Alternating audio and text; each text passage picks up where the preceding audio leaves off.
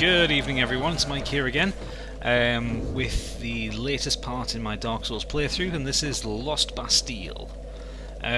So as promised, I've shown you the Ruin Sentinels boss fight, which I've finally done, but I wanted to show you how you get to it from the second bonfire, so the one where you're dropped off by the eagle after the after the pursuer fight. So going from the bonfire, through that door you can see at the top of the video there is a place, an area with some items. It's where you get the antiquated key where you can unlock some stuff further. I'm not going to show you that because, to be perfectly honest, I've already done it at this point, so there's no real extra point going through there. But you also get, I believe it's the covetous serpent, silver covetous serpent ring, which gets you more souls. So as you can see, we get back to the point here where I constantly get ganked by the massive mob. I'm bringing in phantoms here because this is a tricky part, but this leads us right through to the boss fog. So I have cut out the boss fight because obviously you've already seen that, and incidentally I died at this particular boss fight. So these two phantoms aren't the ones you've seen in the Ruin Sentinel video, but you know, I just figured I'd show you my progress. So now I hate fighting these things because, well, it's not that they're hard, but there's just 5 of them. It's just far too difficult. God knows how many phantoms are going to this route. Oh, they're not here. Sorry, inside. So yeah, so the whole point is you take down these guys.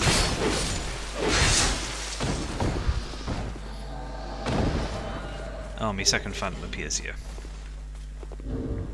So I mean, once you've dispatched this mob, it's not really too hard, this next area, which is why this kind of intro part of the video is only about 2 minutes long. So yeah, you work your way down these steps. As before, that door opens to nothing, but it can lead to a shortcut which skips that mob. Behind that door there is the Ruin Sentinel boss fight, but obviously the door is destroyed, so you can't get in that way, so you have to climb this ladder.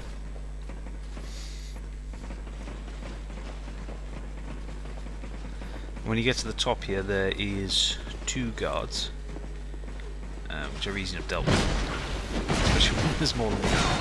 Well, I do take some damage by accident. I believe. Oh well, anyway. So that then leads me to the boss fight. So I'll put a link here so you can just get to the Ruin Sentinel video if you haven't already watched it. And then we'll pick it up again right now. So this is the Ruin Sentinel boss room. Now this room's pretty cool. I like this room because there are a lot of hidden secrets here. So you notice all these walls that are kind of different colours from the rest of it, they're all a bit brighter. Door ahead. So you press the action button and you get the hidden door that opens. As opposed to the last game where you had to whack every wall. Obviously, knowing this game the way I do, taking no chances, holding my shield at every opportunity. Don't want to end up getting killed, especially when it can be avoided.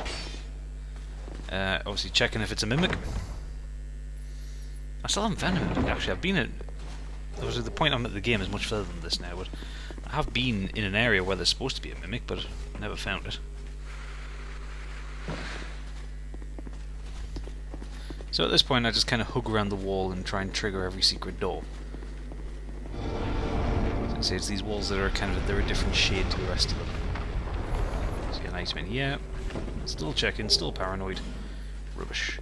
Now there is a chest there, but the at some point during the boss fight, the Ruin Sentinels, one of their spears is obviously clipped through the wall and destroyed that chest. So I have no idea what's actually in there. I think it's the target shield, which I did want to try actually. I don't know where else I can get it from. Obviously, some of these rooms are trolling you because they're empty, but you know, you live and learn. Nice with this one though. Rusted coin, no idea what that's for. That's obviously the way out. There's another couple of walls that I think have secrets behind them. I think, anyway. Oh, maybe not. Did try that one just to see.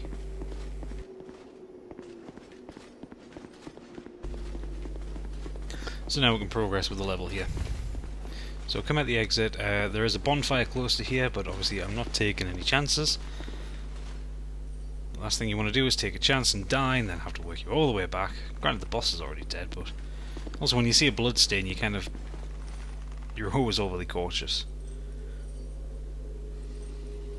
Should probably start reading some of the messages on the floor, actually. So, I think there's a hidden wall up here that I missed. And if you're feeling particularly dexterous, you can jump over there and get that item. I'm not particularly good. Right, you need to sprint through here because one of these guys self-combusts. There's a couple of heads hanging out the doors there. So you just sprint through. Boom. See that? Kills himself.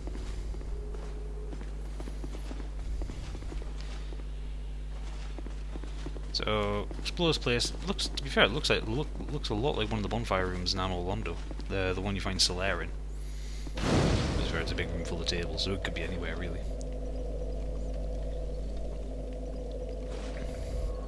So rest up, recharge everything. Ready to go.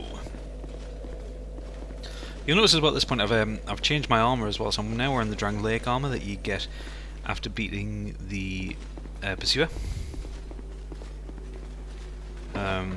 It's a bit heavier at the minute. I'm mid-rolling just because of the weapons I've got equipped. But it's a mighty set of armour. It's got some great defence. And coupled with the Drang Lake shield, as long as I've got my shield, I'm pretty impervious to most things. That's magic. Magic stuff fucks me up. Yes, get rid of the mummy. There is an item over here. Try jumping. No. I have, however, become absolutely paranoid about swinging my sword in this area because it's the fire sword. And the last thing I wanted to do was blow myself up again, which I did in a previous death, which I don't think I actually showed you. Oh, human FG. But trust me, I just didn't want to blow up again. So now the path we're going along now will take us to Sinner's Rise, where you find the lost sinner. I didn't go down there because I know I'm not strong enough yet. Another mummy, and well, basically you've got a trappy though. You've got the mummy out there, which if you're not careful for will just get you. And in here you've got these undead combustible guys, or mini mummies as people are calling them. But if you look at the kind of room it's in, it looks like lots of explosive shit.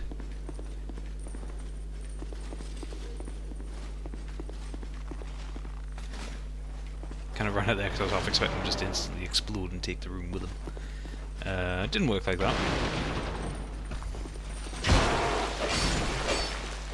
I wonder why my first hit didn't register there. Oh well, bug report.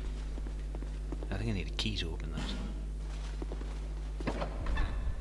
Oh no, I opened it. Thought that door was more significant than it is. Yeah, the ambush is up here.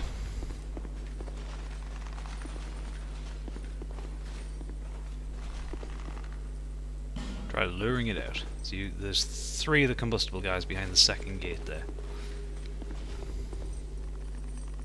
Let's see them. Hard decisions. What do I do? What do I do? So at this point I think I decide to go and take on the big mummy. I know what to do with them.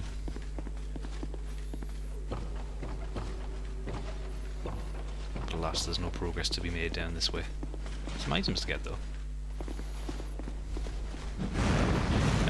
I don't know why halfway through the level these guys suddenly have pyrokinesis. To be fair, if you get right up close to them, he throws fireballs over the top of you because of his reach.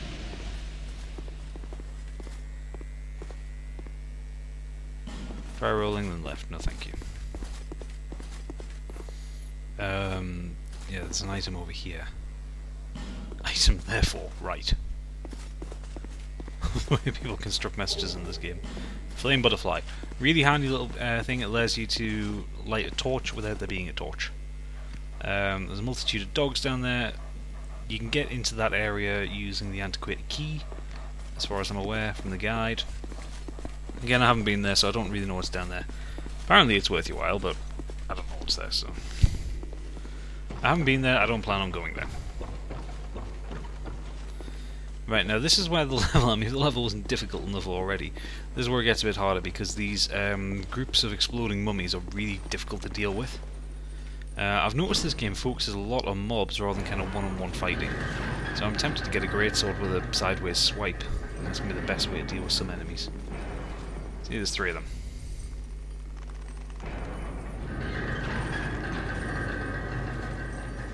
It would be really nice if I had some kind of item which I could use as a trap. And these guys actually run pretty quick, considering they're undead. So I'll try running out here because, again, I was expecting them just to explode.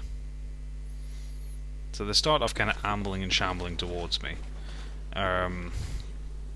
Which kind of gets me nowhere. This guy can do some serious damage. I don't know what... Maybe poison or something like that? Glowing on the stomach would do some status effect to you. Is a curse. The other guys just explode. Like that. It's devastating. Because granted, yes, I've got 100% damage reduction shield, but it just wipes off all your stamina. So it's a case of now separating them, because I don't know when they're going to do this. Ooh, the effect on the bandages on their arms. Fortunately, they're not very strong. Even a glancing hit takes most of the health. Direct hit destroys them. After all, they're mummies, they're corpses and bandages, but dangerous they definitely are.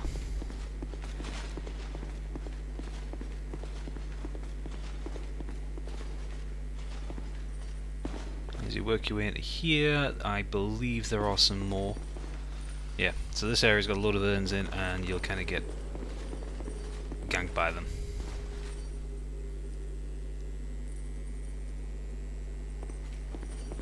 I don't know whether they can climb ladders or not, so I don't know whether I should have tried climbing up there. But hey ho.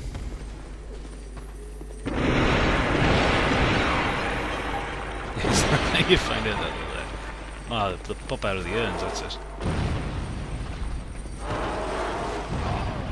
Oh, boom. That one hurt. You see the kind of damage they can do, even with decent armour. The kind of case of get yourself out of there as quickly as possible. Annoyingly enough, they don't damage each other, so most enemies that have any form of explosive attack tend to be able to damage other ones in the area as well. Even that kind of punch can be dangerous. Oh, that was lucky. I remember doing that actually. I remember thinking that was really fucking lucky.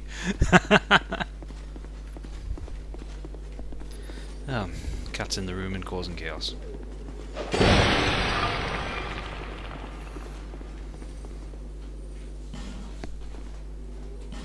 don't know what she's doing. I was just climbing in a box. So if you can hear some rustling in the background, that's my cat being a dickhead. I would yell at her, but I'm recording at use. So I wish I'd known about this tactic. Watch. That could be very handy.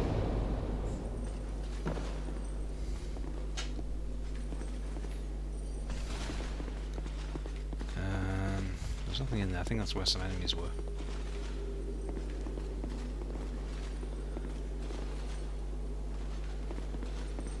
I think you need a forest lockstone to open that cage. So you have another room where you've got a gang of them. So in this case, because they're sleeping, the impetus is to get them down as quickly as possible. Now if you go in here, there is a cage which will take you down to an item. And God knows, at first I thought that was an angel. I didn't realise that it was a person just strung up by his wrists. So yeah, kind of standard Sense Fortress style cages. This will take you down. You can get an item. I don't know why he holds his arms up like that, but yeah, that item there. I think you need a forest lockstone to open it.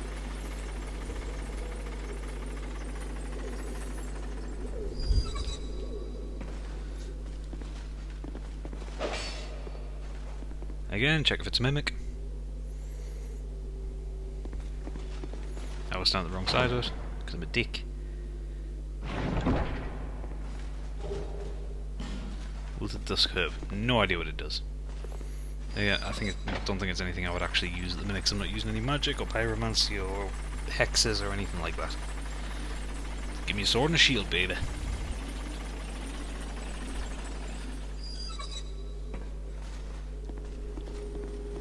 Now, as far as I'm aware, there's 5 bonfires in Lost Bastille. So we're about to come up to the third one I've found. So the next one after this will be the Sinner's Rise. Oh yeah, 4 of them up here. 5 of them in fact. However, you can pull them one at a time quite easily. Something to bear in mind if you ever walk to the bonfire that's in this area. But these guys will be here. They will fuck you up. Now I worked out why my bow was only doing 24 damage to these guys. Again, like the fire longsword, I really should pay attention to my stats. I didn't have the adequate stats for it. Because I'm a geek.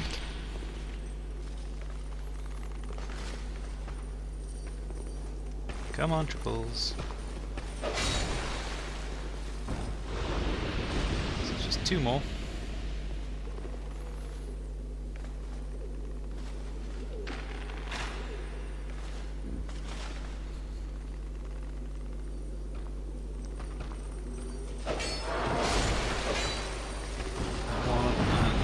Explode. Ooh.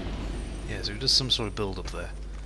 I don't know whether it's poison, curse, or bleed, or what have you, but it's bad for you. So yeah, so there's the third bonfire, and that's strayed. So you need to unpetrify him. And to do that you need an old branch of yore, which is at this point what I'll look for through my inventory for. Because I was pretty sure I had one. Turns out I didn't.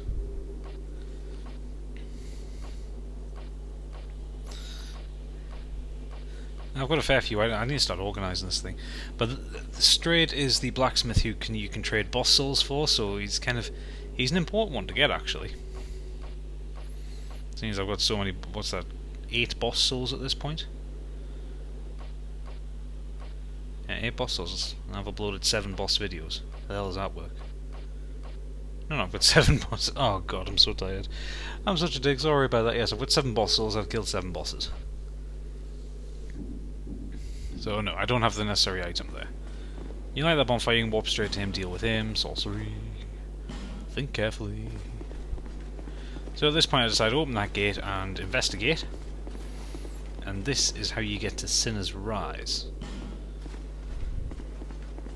We can take on the Lost Sinner, which is the first one of the Souls and Lord's Souls, or whatever you want to call them, that you find in this game. But first, around here. Get rid